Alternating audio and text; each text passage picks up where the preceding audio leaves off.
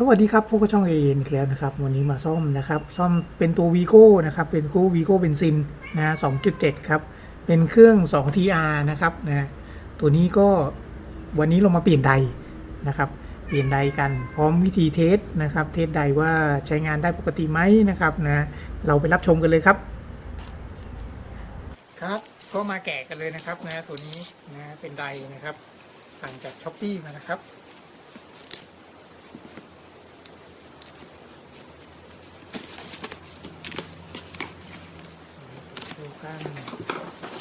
ตัวนี้นะครับเป็นของ Vigo นะ Vigo 2.7 นะครับเป็น Vigo เป็นFortuner ตัวที่เป็นเบนซินนะครับ 2.7 นะแล้วก็รู้สึกว่า Innova ด้วยนะครับยังไม่แน่ใจนะมันใช้ตัวเดียวกันหมดนะ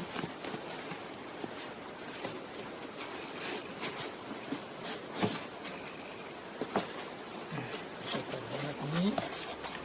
แท็กมาอย่างดีเลยครับ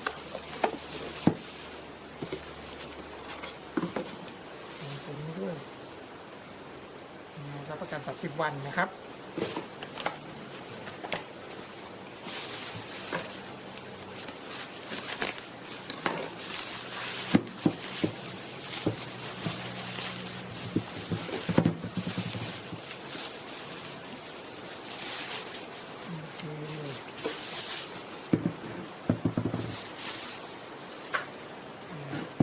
เก่านะครับ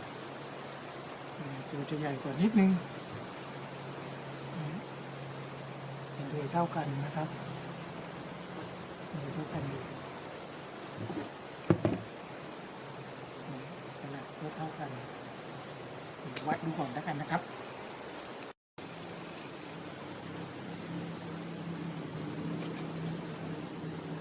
ไว้นะครับทีนี้ไดจะต้องวิ่งนะเขียนแล้วไดต้องวิ่งโอเค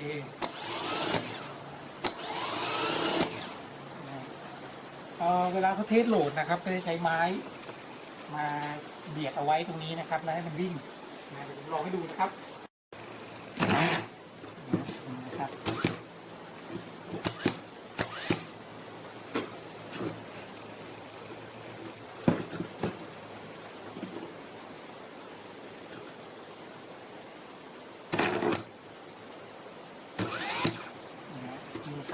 ลักษณะนี้นะครับนะ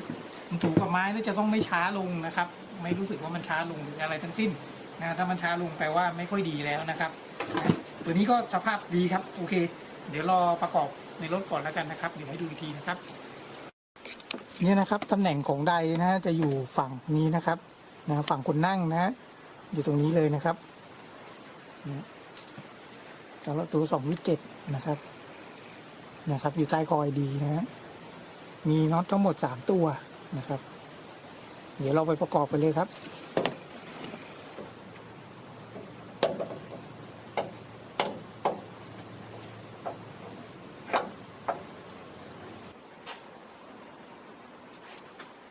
เดี๋ยวเราก็มาลองสตาร์ทกันดูนะครับประกอบเสร็จแล้วนะ